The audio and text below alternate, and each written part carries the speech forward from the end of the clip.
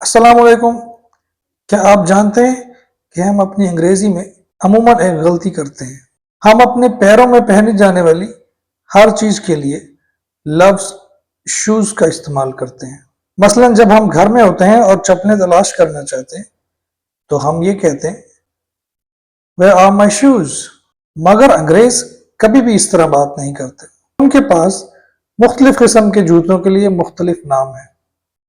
انہیں شوز کہا جاتا ہے، انہیں ہم باہر پہنتے ہیں، اور یہ سلپرز ہیں، یہ گھر کے اندر پہننے کے لیے ہیں، یعنی چپلیں۔